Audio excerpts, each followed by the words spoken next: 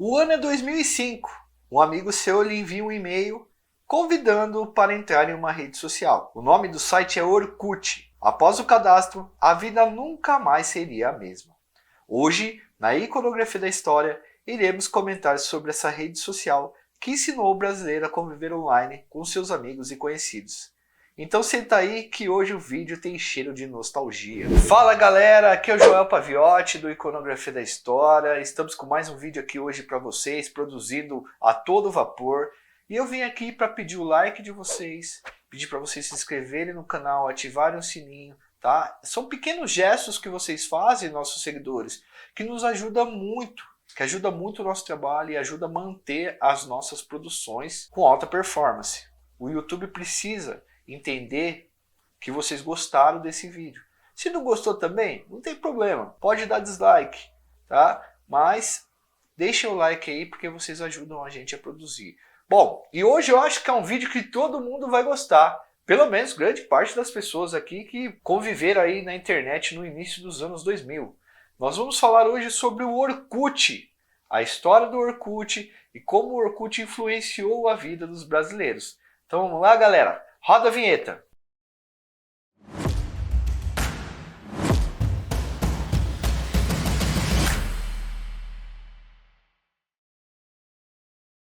Bom, galera, o Orkut foi criado pelo jovem turco Orkut Buyukokten. Eu estou falando em português porque em turco eu não sei falar esse nome não. A rede social, essa rede social Orkut, ele era tipo um projeto paralelo dele. Na época o cara que trabalhava na Google, eles faziam uma parceria, a Google fazia uma parceria com o cara, falava assim, ó, você trabalha 80% do tempo na Google e você pode trabalhar 20% num trabalho seu, num projeto seu.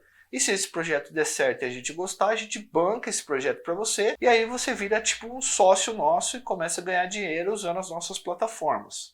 A ideia do criador do Orkut era que a rede fosse mais ou menos como é o LinkedIn hoje. Uma rede corporativa onde você poderia colocar o seu currículo, as especificações e suas qualificações profissionais e atingir o mundo, né, o público do mundo corporativo. Porém, muito rapidamente o Orkut saiu desse nicho corporativo e ele acaba pegando uma série de pessoas que não tinham nada a ver com o ramo corporativo, com as empresas, com esse mundo de circulação de pessoas dentro desse ramo que nós chamamos de corporativismo. Muito rapidamente, um pouquinho depois da sua criação, no início dos anos 2000, o Orkut vai chegar no Brasil, ele vai chegar aqui como versão beta, ou seja, uma versão de teste, a qual ele nunca saiu, ele sempre ficou como uma versão beta. E a gente só conseguia criar uma conta quando ele chegou para cá se algum amigo nos convidasse. Então você tinha que ter um jogo de cintura, um network para receber o convite de alguém, você recebia por e-mail, e aí você clicava no link e nesse link você conseguia fazer o cadastro e depois logar no seu Orkut. Bom, a chegada do Orkut no Brasil pega aí final de 2003, início de 2004 e em 2005 o Orkut passa a bombar no nosso país. É porque nessa época também, pessoal, foi o mesmo período em que a internet banda larga ela passa a se popularizar no nosso país. O governo ele passa a fazer uns projetos para facilitar a entrada de internet banda larga, internet de alta velocidade, porque antes era só a internet, a maioria da internet que tinha no Brasil era a internet discada, né? A gente tinha que usar um modem pelo telefone e era muito lento. E aí, em 2005, não teve jeito, cara. Boa parte dos brasileiros com acesso à internet, eles precisavam ter Orkut. A rede social explodiu aqui no Brasil. Quem era adolescente naquela época sabe que se você não tivesse Orkut, você não era praticamente ninguém fora dele. Inclusive, o Orkut ele não bombou em todos os lugares do mundo. Ele tinha o seu público nos Estados Unidos, mas onde ele realmente bombou, que tinha muita gente, que entrou muita galera dentro, foi na Índia e no Brasil. Bom, pessoal, todo mundo que era adolescente naquela época, em 2005, 2006, lembra da dobradinha entre MSN e Orkut. O Google nem era o maior buscador naquele período ainda, e o Orkut proporcionou ao brasileiro a primeira experiência de não desconexão da história do país. O que seria a não desconexão? Todos os seus amigos que tinham Orkut, por mais que você não visse eles, eles tinham um perfil.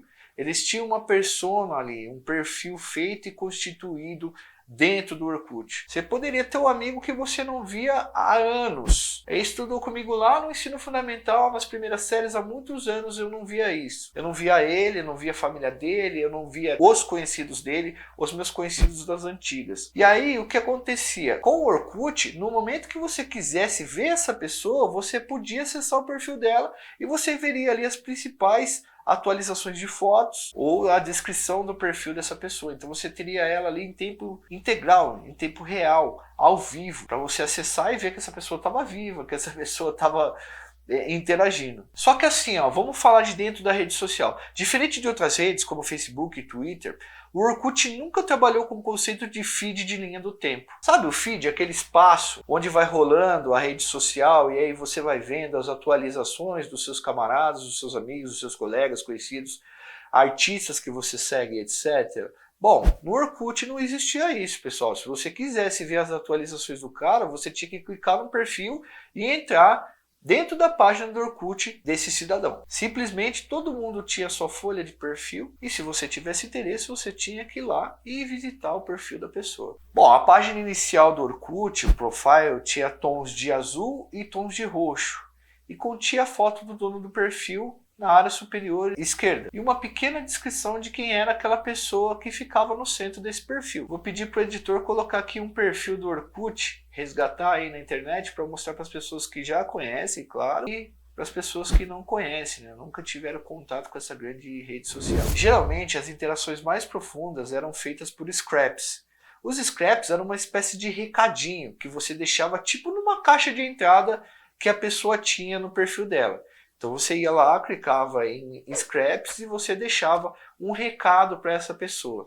Se ela liberasse a caixa para as pessoas verem, todo mundo via o recado que você havia deixado e as interações de perfil, as interações pessoa com pessoa, eram feitas geralmente ali. Agora, geralmente a interação em grupo era feita dentro das comunidades. Comunidade, como a gente vai explicar para vocês?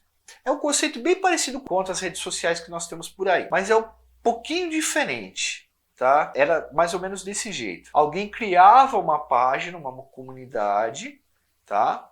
E a gente poderia falar sobre tudo, podia falar sobre tudo dentro dessas comunidades, mas geralmente ela tinha um tema central. Por exemplo, uma das comunidades que eu seguia era a Eu Odeio Acordar Cedo. Ela chegou a ter mais de 1 milhão de pessoas. E os comentários, as discussões que tinham em tópicos dentro de um fórum na própria comunidade, elas eram intensas o dia todo, as pessoas interagiam o dia todo.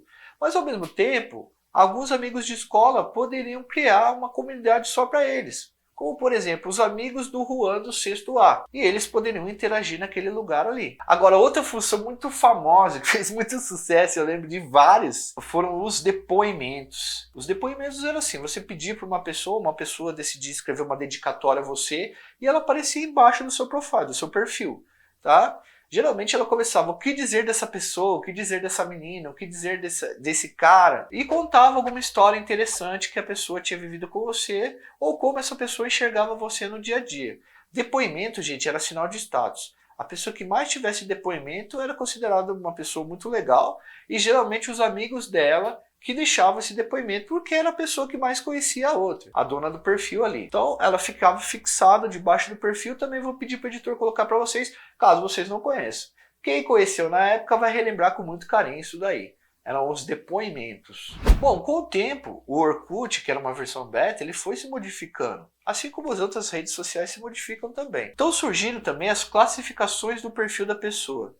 Você, como amigo dessa pessoa, poderia classificar ela de acordo com alguns critérios, tá? Então você poderia classificar ela como uma pessoa sexy, como uma pessoa confiável e etc. O Orkut também possibilitava que você criasse o seu álbum. No início eram apenas 12 fotos. Naquela época estavam surgindo, estavam em ascensão as câmeras digitais fotográficas e aí o pessoal conseguia upar direto para o Orkut. E aí, depois dessas 12 fotos, um pouco mais para frente, o Orkut começou a ampliar o escopo e aí você poderia colocar 30, 40, até 50 fotos que a pessoa poderia ver ali as suas atualizações, o que você estava fazendo no seu dia a dia, etc. O interessante é que, diferente das redes sociais de hoje, as fotos elas não eram tão comuns. Elas eram mais raras de serem colocadas, de serem publicadas. O Orkut foi um período em que as pessoas ainda mexiam na internet sem necessariamente brigar entre si. A gente vive uma outra época quando o Orkut fez sucesso no Brasil. A política era pouco falada por lá. O Orkut viveu numa época em que o Brasil ele passava por uma polarização um pouco menor.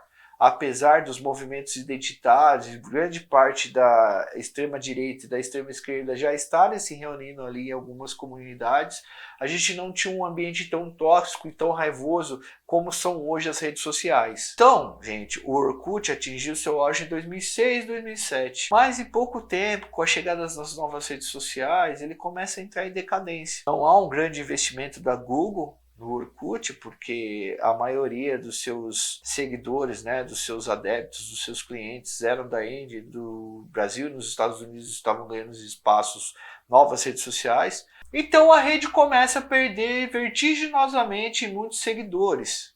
Em 2014, a Google, então detentora do Orkut ainda, ela decide fechar a rede social. A gente teve um tempo ainda para fazer backup das nossas fotos, dos nossos scraps, dos nossos depoimentos, dos contatos que nós fizemos ali dentro do Orkut, mas infelizmente a rede veio a deixar de existir em 2014. Principalmente porque o Orkut ele viu uma dificuldade em se autofinanciar. Naquela época não existiam os anunciantes como existem hoje nas redes sociais, até porque o Orkut não tinha uma linha do tempo para fazer com que esses anunciantes aparecessem atualizados a todo momento em seu perfil. E aí veio uma notícia boa para quem gosta dessa nostalgia. Nos últimos dias, o Google lançou uma nota aí, virou notícia no mundo inteiro, mas principalmente no Brasil, que era viciado em Orkut, que essa rede social pode voltar. Eles estão trabalhando num novo projeto e ela pode voltar com esse mesmo nome, Orkut, mas a gente não sabe o que esperar dessa rede social. Se valer pela nostalgia, seria muito gostoso. Mas a gente já se acostumou com outras redes sociais e a gente não sabe o que vem pela frente. Mas a galera me parece bem empolgada, que pelo menos no meu meio todo mundo está comentando da volta do Orkut. Será que volta, pessoal? Será que vai ser legal? Bom, se essa rede social voltar, siga a iconografia da história por lá, que nós certamente estaremos de volta no Orkut. Bom, pessoal, é isso. Eu espero que vocês tenham gostado do vídeo, tenham entendido, tenham podido relembrar aí as coisas que nós passamos juntos nessa rede social. Eu me despeço de vocês e eu espero que o Google, que é dono do YouTube e dono do Orkut, mande esse vídeo para frente e faça com que cheguem cada vez mais pessoas. Mas para isso a gente precisa do seu like também, da sua inscrição e da ativação do sininho, para que cada vez que chega um vídeo novo e nós estamos produzindo pelo menos 3 deles por semana, você seja avisado. Forte abraço, fui!